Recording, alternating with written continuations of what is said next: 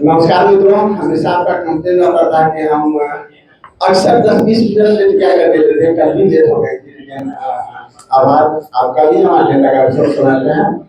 इस विशेष प्रेस वार्ता में आपका स्वागत है। इस मंच पे आपसे बात करने के लिए हमारे प्रदेश अध्यक्ष श्री राजेश कुमार जी हैं।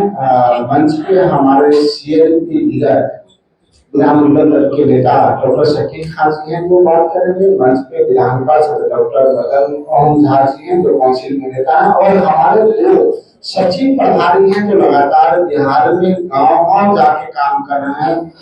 उस आदरणीय सुशील उपासी जी और शहनवाज हुसैन साहब, और बगल में हमारे साथ आनंद माधव जी हैं, सौरभ जी हैं। तो बिना समय लिए हम पहले अपने प्रदेश अध्यक्ष से आग्रह करेंगे, फिर हमारे सीएम लीडर साहब बात करेंगे, फिर कभी की तरफ भी एक आग्रह हुआ, कल आपको सहयोग किया था कि जो संबंधित विषय है इसी विषय पे आपके सारे सवाल लिए जाएंगे।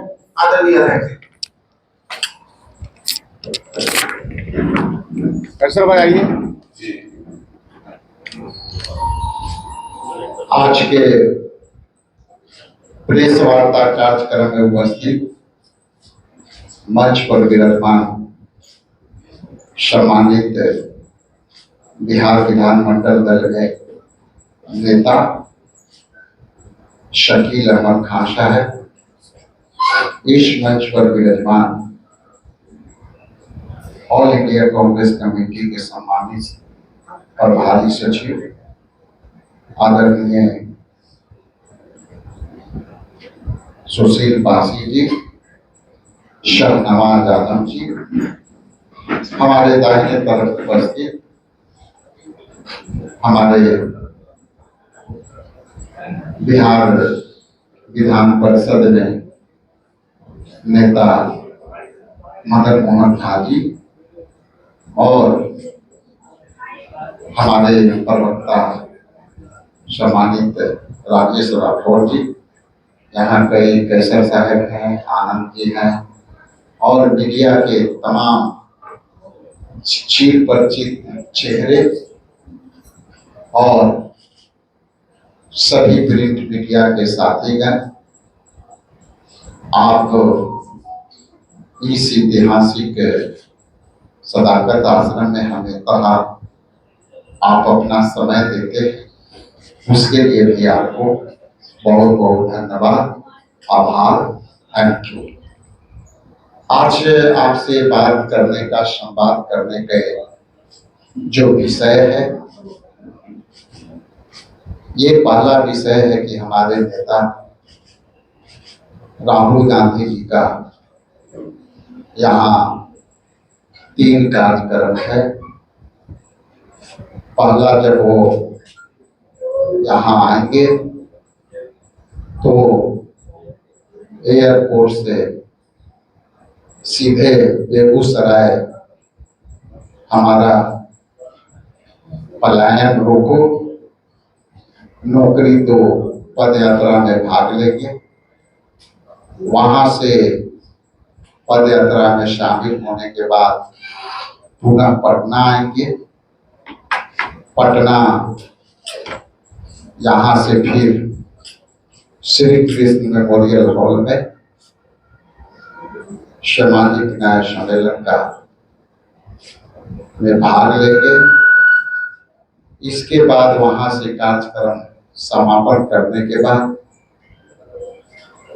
इस ऐतिहासिक प्रांगण सदाकत आश्रम में सभी सम्मानित वर्गीय नेता कार्यकर्ताओं को संबोधित करेंगे और बिहार में संगठनात्मक पहलुओं को ताकत देने के लिए कुछ संदेश लेके आएंगे। और वह संदेश जो दिल्ली में बहुत मंथन के बाद दिया गया है, यहाँ डायरेक्ट इंटरेक्शन करेंगे कि यहाँ हर घर कांग्रेस के झंडा कार्यक्रम कुछ कैसे चलाना है, और हर गांव में पंचायत स्तर पर चौपाल कार्यक्रम हम कैसे गति दें, और अपने जिला अध्यक्ष और प्रखंड अध्यक्षों को हम उनको ताकत कैसे दें, संभवतः इस विषय पर विस्तृत चर्चा चलेगी।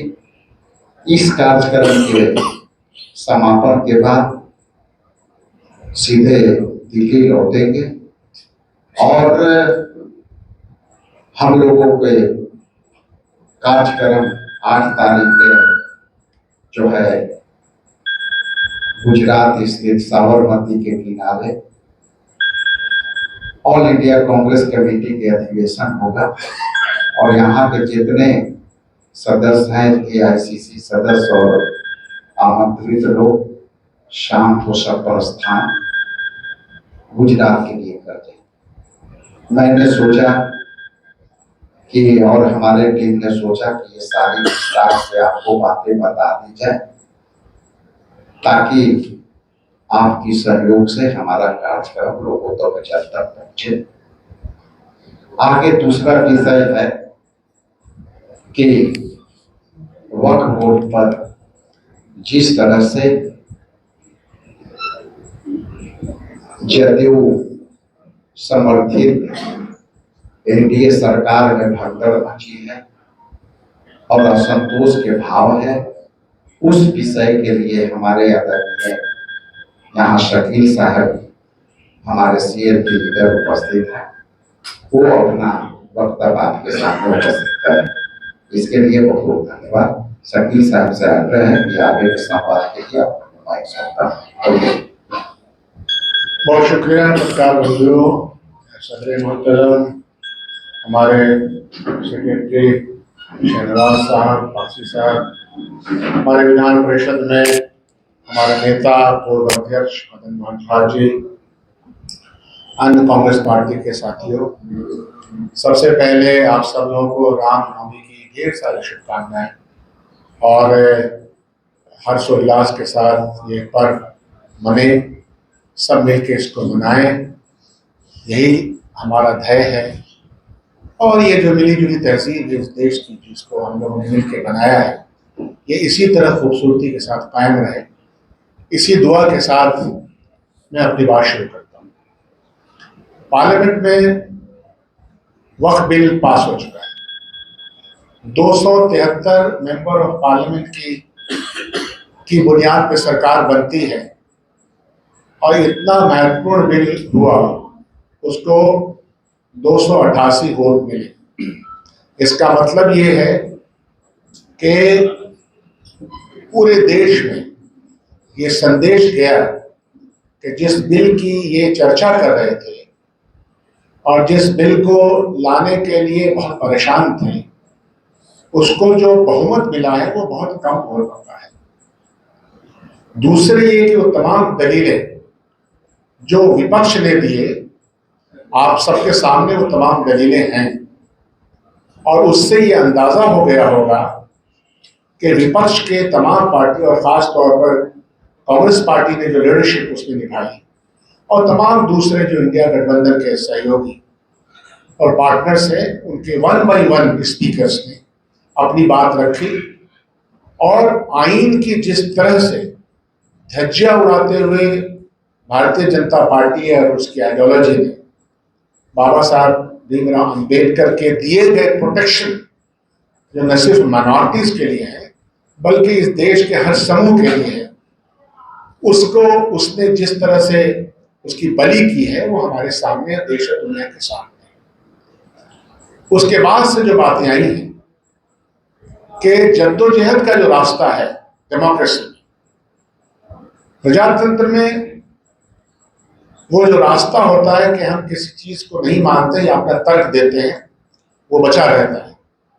फिर कोर्ट के रास्ते भी होते हैं, लेकिन वहां यह सुनने को देखने को मिला कि इस कानून बनने के बाद अगर इस कानून को नहीं माना गया या इसके खिलाफ अवामी जद्दोजहद होगी, तो एक साहब तो बॉम्बे के हैं, उन्होंने कहा कि जलियांवाला बाग बना देंगे। आप समझिए कि किस तरह की शब्दावली का प्रयोग भारतीय जनता पार्टी की तरफ से किया जा रहा है। यह शब्दावली हमें क्या सिखाती है? हमें ये सिखाती है कि भारतीय जनता पार्टी की आइडियोलॉजी सिवाय झंझट पैदा करने के, सिवाय एक नफरती वातावरण के और कुछ नहीं सिखाती। देश की जनता के बीच में आप ये सवाल खड़ा कर रहे हैं कि जिस तरह से जनरल डायर ने स्वतंत्रता संग्राम के आंदोलन में जलियांवाला बाग में गोलियों से भून दिया था निहत्थे लोगों को, वही प्रक्रिया हम करेंगे। Can you imagine this kind of wordings? एक तो वो था बिहार के संदर्भ में बहुत ही आश्चर्यजनक तो नहीं था मेरे लिए, हम सब लोग कांग्रेस पार्टी के लिए हास्यास्पद था, क्योंकि जनता दलियों के जो कुछ अकलियत के नेतागण को इकट्ठा किया गया एक जगह। हालांकि वो तमाम नेतागण, चाहे उनके मंत्री जो उनके अकलियत के मिनिस्टर हैं, उन लोगों ने कुछ दिनों पहले असेंबली में आप लोगों के सामने बयान दिया था कि नहीं, हम कोई ना कोई रास्ता निकाल रहे हैं, चाहे वो जनता दल यू हो, हम पार्टी हो और चिराग पासवान की पार्टी हो। इन सब लोगों ने कहा था कि नहीं, हम ऐसा थोड़े होने देंगे, हम आइन को इस तरह से तार-तार तो होने देंगे नहीं, जो प्रोटेक्शन है माइनॉरिटीज को उसको बहाल रखने के लिए हम बहस करेंगे। लेकिन हमने वहां देखा कि हुआ क्या। लेकिन हास्यास्पद स्थिति ये थी कि इनको बुलाया गया और मैंने आप ही लोगों का, अपने प्रेस मित्रों को ही देखा कि एक सवाल का जवाब, जैसे कि आज हम प्रेस कॉन्फ्रेंस कर रहे हैं, आपके सवाल होंगे, उसका जवाब हमको देना हमारा फर्ज बनता है। तो आप समझिए कि क्या मन स्थिति होगी और किस तरह का दबाव और किस तरह का प्रेशर होगा कि साहब आप अपने अकलियत के नेताओं को, सो कॉल्ड, आप एक जगह प्रेस कॉन्फ्रेंस में लाते हैं और फिर उनके पास कोई जवाब बन नहीं पाता है। तो इसका मतलब यह हुआ कि एक तरह का कंट्राडिक्शन है बॉडी लैंग्वेज में या वोकल लैंग्वेज में। ये एक हास्यास्पद स्थिति थी और ये हास्यास्पद स्थिति बनती रहेगी, क्योंकि जब आप वैचारिक कमिटमेंट के साथ नहीं रहते हैं और भारतीय जनता पार्टी जैसे जाहिलों की फौज के साथ रहते हैं, भारतीय जनता पार्टी के उस घृणा की राजनीति के साथ रहते हैं, तो इसी तरह का उल जलूल हरकत करते रहते हैं। ये जनता दलियों को सोचना चाहिए कि आखिर वो जिस कमिटमेंट के साथ रही है और रहने का दावा करती रही है, तो उसका कमिटमेंट कहाँ गया है। तो इस दो बिंदु पर कि पार्लियामेंट के अंदर मिनिस्टर आफ्टर मिनिस्टर जिस तरह की जबान इस्तेमाल कर रहे हैं, जद्दोजहद तो रुकेगा नहीं, संघर्ष तो रुकेगा नहीं।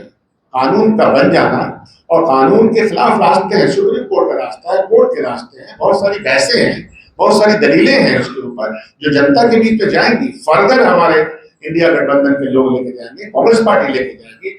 आप उस पर ऐसा व्यवहार करेंगे, ये बहुत ही एक कहीं की दुर्भाग्यपूर्ण बात है। यही बातें मुझे आपसे आज कहनी थी। मुझे आशा है कि जब कभी भी प्रेस कॉन्फ्रेंस किसी पार्टी के, जनता दल का खास तौर पे उनके लोग करें, तो ये प्रश्न पूछिए कि प्रेस कॉन्फ्रेंस के बाद जर्नलिस्टों के, नामानिगारों के, जो कि बहुत ही इंपॉर्टेंट पिलर है डेमोक्रेसी का, उसके सवाल से आप बचते कैसे और क्यों बचते हैं। यही मुझे आपके सामने अपनी बात रखनी थी। राहुल जी के कार्यक्रमों के बारे में सदर मोहतरम ने बता दिया है और जो अति पिछड़ा समाज का बैठक है, एक बात और मैं जोड़ना चाहता हूँ। समाज का हर वर्ग इस देश में इंपॉर्टेंट रोल प्ले करता है, लेकिन समाज का वो वर्ग जो वंचित है, पिछड़ा है, कमजोर है, जिसकी जुबान में हिम्मत नहीं है, इन सब की आवाज राहुल गांधी और कांग्रेस पार्टी जो बनी है, और राहुल गांधी जी का 2 महीने में तीसरा कार्यक्रम है, तो आप समझ सकते हैं कि कांग्रेस पार्टी का कमिटमेंट पिछड़ा, अति पिछड़ा दलितों के लिए, अकलियतों के लिए कैसा है। इन्हीं बातों के साथ मैं अपनी बात खत्म करता हूँ। कोई और प्रश्न तो जरूर है।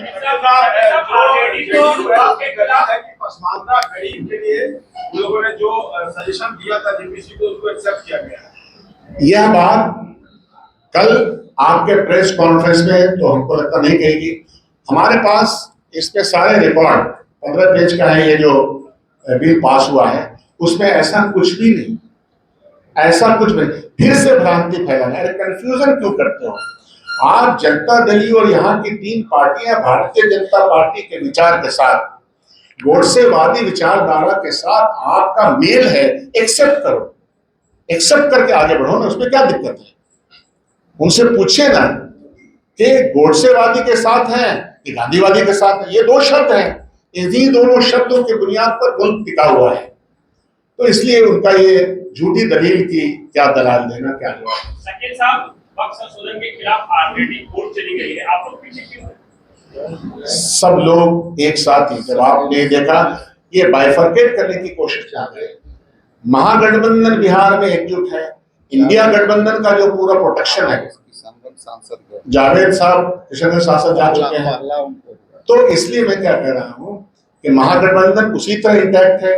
इंडिया गठबंधन के तमाम मेंबरान ने पार्लियामेंट में बातें कही हैं, तो ये मजबूत है। हम ये जानते हैं कि हमारे मजबूत गठबंधन की वजह से भारतीय जनता पार्टी और एनडीए अलायंस के पेट में दर्द है, ये हम समझते हैं और हम और चाहते हैं, क्योंकि पेट में बहुत ज्यादा दर्द है। कन्हैया कुमार नीतीश कुमार के आवास का घेराव करने का प्लान बना रहे हैं हजारों कार्यकर्ता के साथ। कार्यक्रम में मैंने कहा ना कि जद्दोजहद का रास्ता लोकतंत्र में रुकता नहीं है, और जहां से इंसाफ नहीं मिलेगा वहां तक लोग जाएंगे। लोकतंत्र में और क्या स्थिति बनती है, इंसाफ, और इंसाफ जिसकी सरकार होती है इंसाफ उसी से मांगता है। सरकार भारतीय जनता पार्टी के देश में है और बिहार में एनडीए की सरकार है, तो इंसाफ और सच बात के लिए वहां तो जाएगा ही इंसान। कन्हैया कुमार के साथ आप लोग भी रहेंगे या वो अकेले रहेंगे अपने कार्यक्रम? इब्तदाई इश्क है, रोता है क्या, आगे आगे देख होता है क्या। शुक्रिया। अध्यक्ष जी, एक बार जरा सा फिर से कार्यक्रम का बता दीजिए, हम लोग 5 मिनट लेट आए।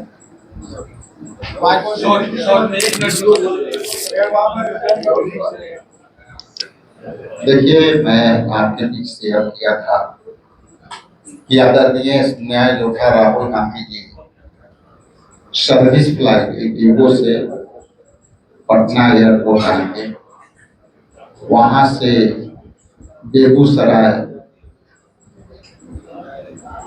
पलायन रोको नौकरी दो पद यात्रा में भाग लेंगे, वहां से पुनः फिर पटना एयरपोर्ट आएंगे।